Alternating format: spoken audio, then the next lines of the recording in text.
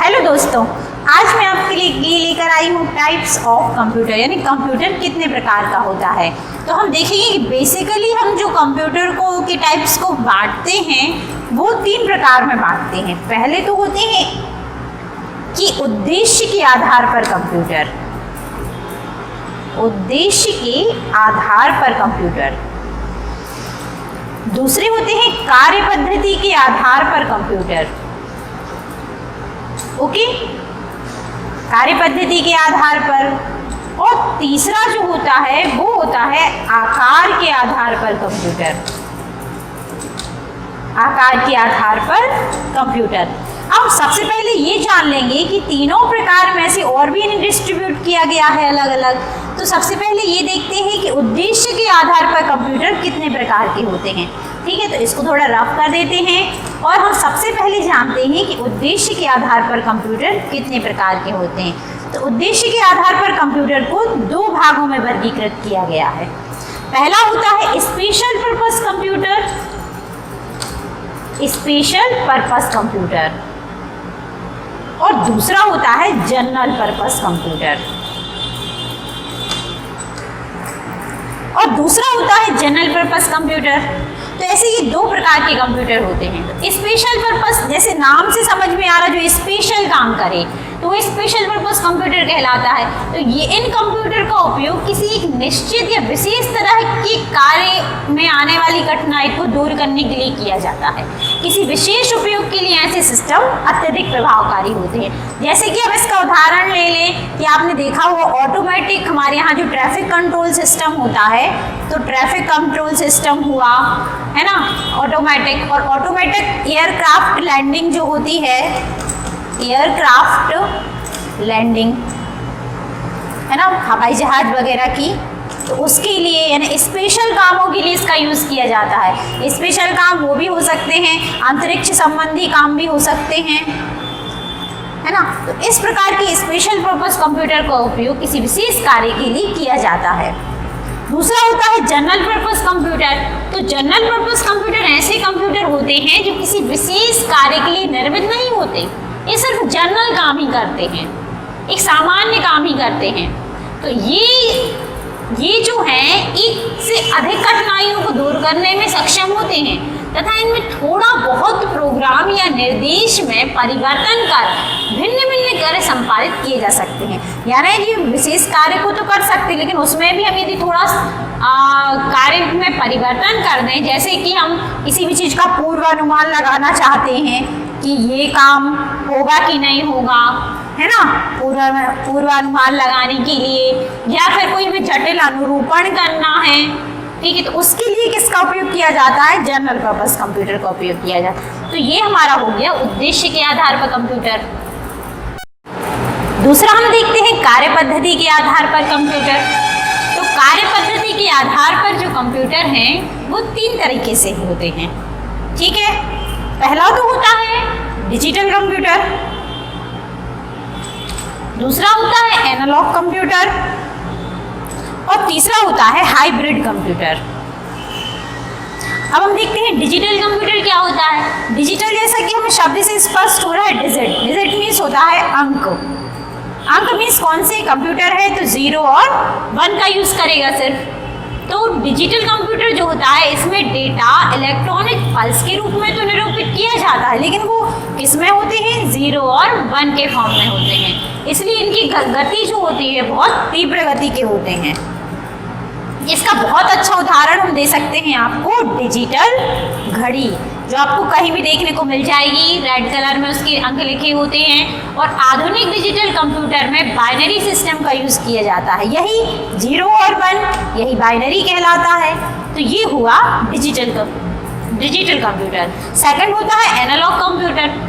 Analogue computer, जैसा कि analogue signals जाते होंगे इसमें, तो इसमें विद्युत के एनालॉग सिग्नल्स का प्रयोग किया जाता है, इसलिए इनकी गति जो होती है धीमी होती है, ठीक है। एनालॉग सिग्नल्स आप लोगों ने देखे होंगे, इस प्रकार से होते हैं। तो इसकी गति जो होती है एनालॉग कंप्यूटर की बहुत धीमी होती है। इसमें हम जान सकते हैं वोल्ट मीटर, बैरोमीटर, ये सारे क्या होते हैं? एनालॉग यंत्र कहलाते हैं। वोल्ट मीटर हुआ, बैरोमीटर हुआ, है ना, ये एनालॉग कंप्यूटर के अंतर्गत आते हैं, वह भी एक कंप्यूटर होता है। थर्ड वन हम देखते हैं हाइब्रिड कंप्यूटर।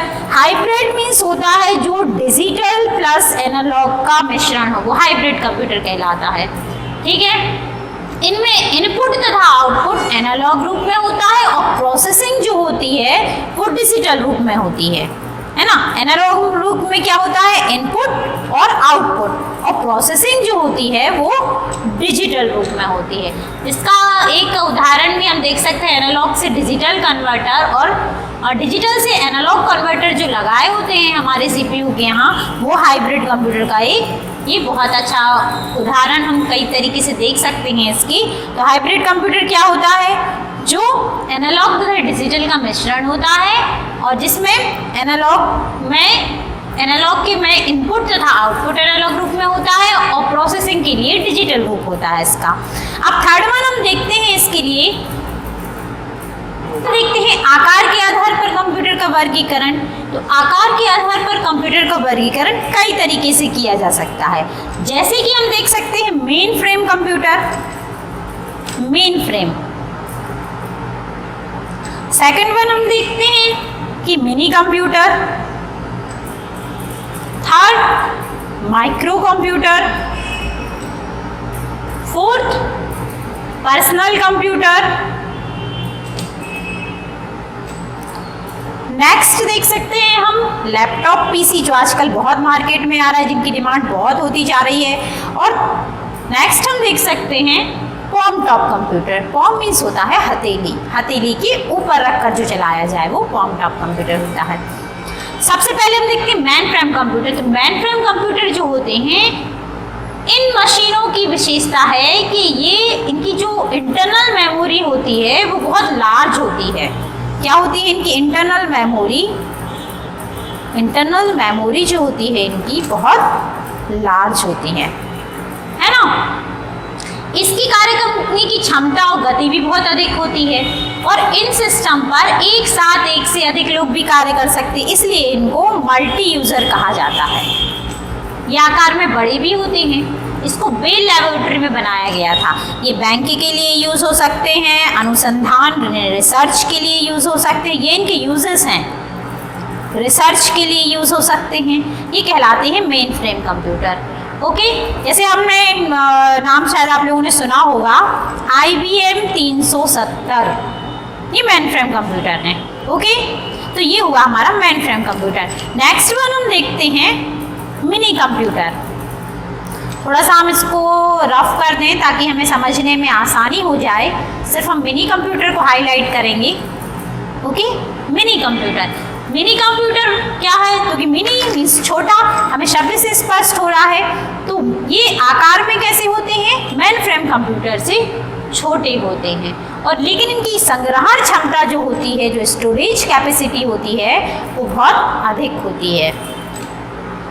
Get it? इस पर कई लोग काम कर सकते हैं साथ में, यानी ये मल्टी यूजर भी होता है ना। ये कहलाते हैं कौन, मिनी कंप्यूटर। अब ये कहाँ कहाँ उपयोग होते हैं, कंपनीज वगैरह में भी इनका उपयोग किया जा रहा है। यात्री आरक्षण में इनका यूज़ किया जाता है, यात्रियों का आरक्षण किया जाता है रेलवे टिकट में, उसमें इसका उपयोग किया जाता है। इसका एक उदाहरण भी बता देते हैं हम, AS 400 हुआ जैसे, और भी बहुत सारे हैं। तो ये मिनी कंप्यूटर कहलाते हैं। नेक्स्ट वन हम देखें यदि, तो नेक्स्ट हमने क्या बताया था, माइक्रो कंप्यूटर होता है। माइक्रो से शब्द से आप लोगों को स्पष्ट हो रहा होगा कि जो माइक्रो कंप्यूटर होते हैं, माइक्रो कंप्यूटर, उनमें माइक्रो प्रोसेसर का यूज़ किया जाता है, इसलिए इसका नाम माइक्रो रखा गया। क्या यूज़ हो रहा है इनमें, माइक्रो प्रोसेसर, जिसको चिप, माइक्रो प्रोसेसर चिप देखी होगी आप लोगों ने छोटी सी, वो माइक्रो प्रोसेसर है। तो इसके लिए क्या होता है, इनमें इनपुट के लिए कीबोर्ड होता है और आउटपुट देखने के लिए मॉनिटर का उपयोग किया जाता है, और 1 सेकंड में लाखों क्रियाएं कर देता है ये माइक्रो कंप्यूटर। जैसे कि इसका उपयोग कहाँ कहाँ हो रहा है, व्यावसायिक रूप में हो रहा है, व्यावसायिक जगहों पर दुकान वाले सारे जिनका यूज़ करते हैं, घरों में यूज़ हो रहा है, मनोरंजन के क्षेत्र में भी यूज़ हो रहा है ना, और चिकित्सा के क्षेत्र में भी उपयोग किया जा रहा है इनका, तो ये माइक्रो कंप्यूटर होते हैं। एक छोटा सा इसका एग्जाम्पल बता देते हैं हम, जैसे एप्पल मैक नाम आप लोगों ने सुना होगा, एप्पल मैक हुआ, ये एक माइक्रो कंप्यूटर का उदाहरण है ना, ये हमारा माइक्रो कंप्यूटर था। नेक्स्ट वन हम देखते हैं पर्सनल पीसीज। पर्सनल कंप्यूटर क्या होते हैं? पर्सनल कंप्यूटर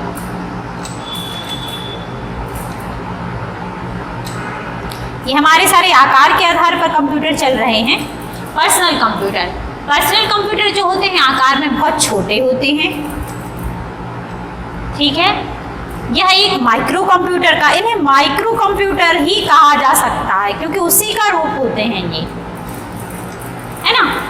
इस पर एक समय में एक ही प्रयोगता कार्य कर सकता है, ठीक है। इसका ऑपरेटिंग सिस्टम भी एक साथ कई कार्य कर सकता है, यानी ये क्या हुआ, मल्टीटास्किंग हुआ, मल्टीटास्किंग बोल सकते हैं इसको। ये कंप्यूटर क्या होते हैं, मल्टीटास्किंग होते हैं। इसे इंटरनेट से भी जोड़ा जा सकता है। और भारत में जो प्रथम कंप्यूटर बनाया गया सिद्धार्थ, जिसका नाम सिद्धार्थ था, वो यही था, सिद्धार्थ। आप लोगों ने सुना होगा इसका नाम, है ना। एक और छोटा सा खेलने के लिए एक बहुत पहले कंप्यूटर निर्मित हुआ था, उसका नाम रखा गया था पैकमैन। बच्चों को बहुत पसंद आते हैं इस टाइप के, सुपरमैन ये वो, तो उस तरह से कंप्यूटर का नाम रखा गया था पैकमैन, जो बच्चों को कंप्यूटर खेलने के लिए उपयोग होता था। इसका उपयोग भी मनोरंजन में, व्यवसायिक में, घरों में इसका यूज़ होता है। नेक्स्ट वन हम देखते हैं लैपटॉप कंप्यूटर। लैपटॉप आप लोगों को शब्द से समझ में, लैपटॉप मीन्स गोदी में रखकर चलाने वाला, लैप मीन्स होता है गोदी, तो लैपटॉप का मीनिंग होता है गोदी, और गोदी के ऊपर चलाने वाला लैपटॉप कंप्यूटर कहलाता है। तो यह पीसी की तरह ही कार्य करता है और पीसी से भी छोटा होता है ये, क्योंकि इसमें सीपीयू वगैरह उसके अंदर ही अटैच होता है। और ये भी इसके लिए कहीं भी ले जाने योग्य होता है, यानी पोर्टेबल होते हैं, हम इसको कहीं भी ले जा सकते हैं, ठीक है। सीपीयू, मॉनिटर, कीबोर्ड, माउस, इसमें सारी चीज़ें संयुक्त रूप से होती हैं, ठीक है। और यह बैटरी से चलता है ना, इसकी बैटरी होती है। और नोट्स बनाने के लिए सब चीज़ें आपको बहुत ज़रूरी है, इसको कहीं भी ले जा सकते हैं, ये पोर्टेबल भी होता है ना। वाईफाई, ब्लूटूथ, है ना, वाईफाई हुआ, ब्लूटूथ हुआ, सारी फैसिलिटी इसमें आप यूज़ कर सकते हैं। इसकी इंटरनेट की सहायता से भी इसका में यूज़ कर सकते हैं। तो ये हुआ लैपटॉप कंप्यूटर। नेक्स्ट वन हमने लास्ट जो देखा था आकार के आधार पर, वो होता था palm top computer. Palm top, palm means होता है हथेली, हथेली के ऊपर, टॉप मीन्स ऊपर रखकर चलाने वाला, उसे पाम टॉप कंप्यूटर कहते हैं। बहुत ही आकार में बहुत ही छोटे होते हैं, आप हथेली पर रखकर इसको चला सकते हैं, है ना। इसमें इनपुट जो है ध्वनि के रूप में भी किया जा सकता है, यानी आपको इनपुट जरूरी नहीं कि आप कीबोर्ड से ही करें, आप ध्वनि से भी इसको इनपुट दे सकते हैं, ठीक है। इन्हें पीडीए कहा जाता है, personal digital adapter. Okay, thank you so much. आज हमने टाइप्स ऑफ कंप्यूटर के बारे में पढ़ा। यदि आपको ये अच्छा लगा तो आप इसे लाइक कीजिए, शेयर कीजिए और हमारे चैनल को सब्सक्राइब कीजिए, ताकि आने वाली नोटिफिकेशन आपको जल्दी मिलते रहें। आने वाली हमारी जो वीडियोज़ हैं, इसके आगे आने वाले वीडियोस है हमारा सुपर कंप्यूटर, जो आकार के आधार पर ही है, लेकिन उसको मैं बहुत अच्छे से डिस्क्राइब करना चाहती हूँ आप लोगों के लिए। तो इसके आगे जो वीडियो है वो सुपर कंप्यूटर की है। आप इसे चैनल को सब्सक्राइब ज़रूर कीजिए, ताकि आप वो आने वाली जो वीडियो है उसे देख सकें। Thank you.